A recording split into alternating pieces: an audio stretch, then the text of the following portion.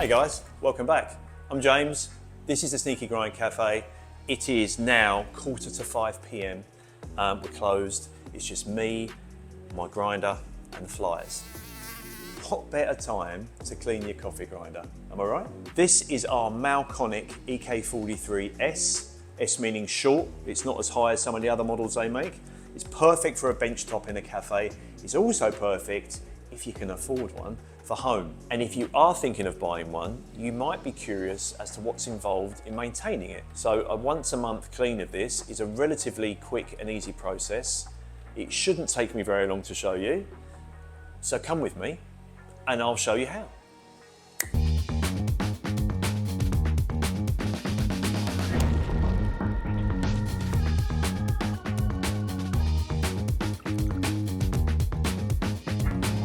I'm going to take the hopper off, just unscrews counterclockwise. As you can see inside there's a rubber seal, so we're just going to pull that out, put it to one side for the time being, and we'll be giving that a clean later on. Right, first of all we're going to take off this faceplate. As you start to take this faceplate off, you might feel there's a bit of tension, and that is a spring that sits behind it.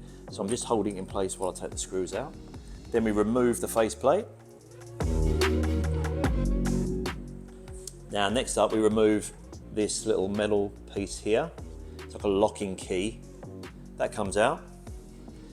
And this piece is called the burr carrier.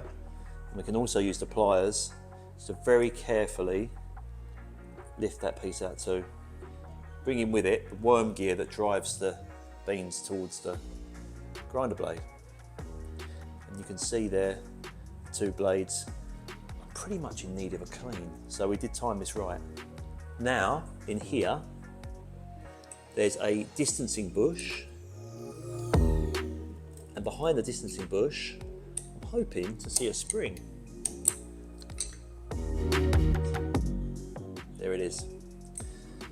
And it's covered in food grade lube, and we'll be replacing that later. Using my trusty coffee brush, this one's obviously seen a bit of action. You don't even want to look at this end. Let's look at this end. We're going to clean this inside burr and get these loose coffee grinds off. I strategically placed our little catcher tray that comes with the grinder just underneath there. But, I mean, we're artists, you know, we're going to make a mess. Let me get that in there. Now, I was watching a video on how to clean one of these, and there was some controversy as to what to use to clean around the screws with. One video I saw they were using a metal pick. These are good, but they are sharp, and I understand people's concerns. If you were to slip, you could probably damage one of these burrs. So I'm going to use a little screwdriver. It's just got a blunter end on it, and I think it's just going to have the same effect. And it kind of does. It's getting that coffee out there quite nicely. I'm just going to loosen this up, and then we're going to bring Henry the vacuum cleaner into play. You might have seen Henry. He's appeared in a couple of my other videos, or at least one of my other videos. And I'm not being weird, he's a vacuum cleaner. The brand is Henry, although that's a perfect name for a vacuum cleaner, isn't it? Not sponsored, by the way. We just like Henry vacuum cleaners. All right, Henry, do your worst.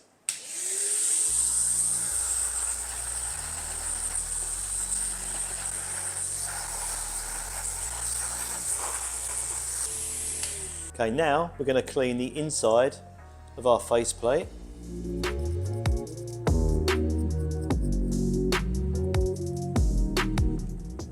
And now we're going to clean the front burr, the one that came out first, just behind the faceplate. Just to jog your memory, it was looking like that.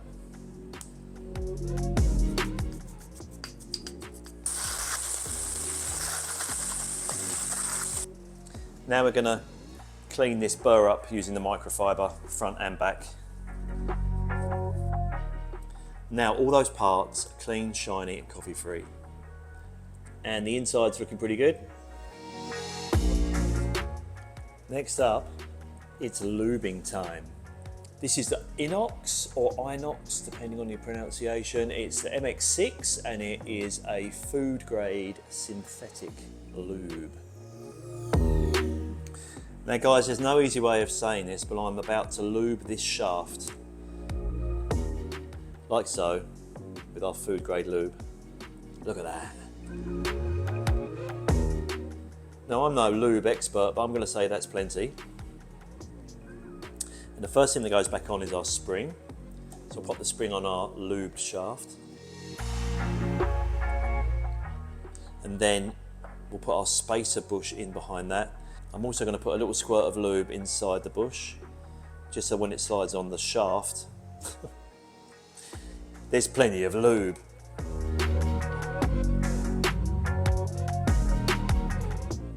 It's oddly satisfying, I must say. Slide the hem on. It goes all the way to the back, like that. Any excess lube, just wipe it on your shaft. Unfortunately, we haven't finished lubing shafts or internals, so we're going to pop some lube inside. This part's actually called the burr carrier. So we've just lubed the internal part of the burr carrier. Hopefully you can see that okay. The front burr carrier goes on like that. If you can line up these two grooves with the two screw holes as you slide it back on. Because things have moved around slightly while we've been working, we're just going to turn the inside shaft round so that it's in line with the two grooves I mentioned before. And then our locking key will sit inside there and hold everything in place. You know what we didn't do? We didn't put any lube on him. I actually recommend putting lube on this part as well, so this will be a good little visual for you lube fans. And there it goes. Just smear a bit of that on. Pop it back in, place like that. Again, wipe off any excess lube that might be hanging around the place. It's never a good look. And the last piece to go back on is our front plate.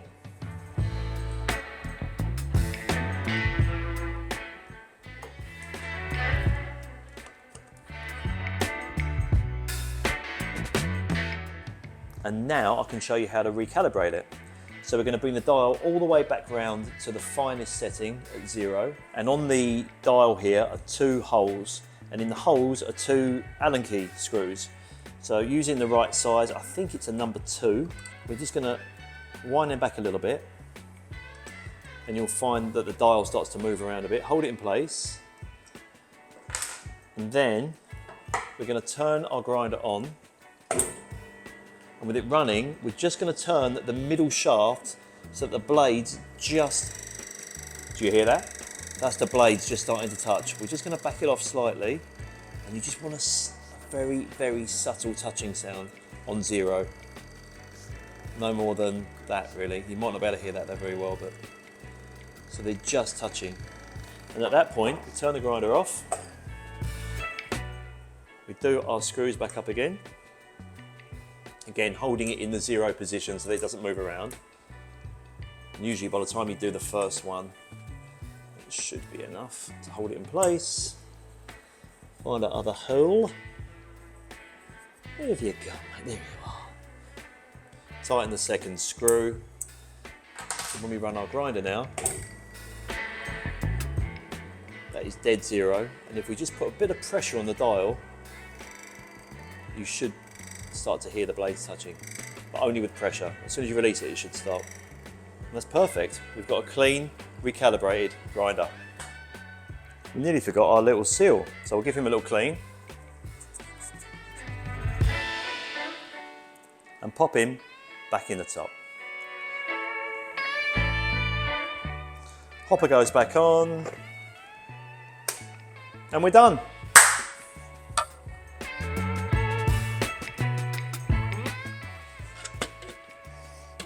One clean, one calibrated, one lubricated coffee grinder. So that was it really, just a quick and easy video on how to clean the Mahlkonig EK43, an awesome grinder. Guys, let us know in the comments if you're thinking of buying one of these. We can't recommend them highly enough, they're awesome. If you can stretch your budget to one, they'd be a perfect addition to a home barista's setup, especially if you've invested in a decent coffee machine.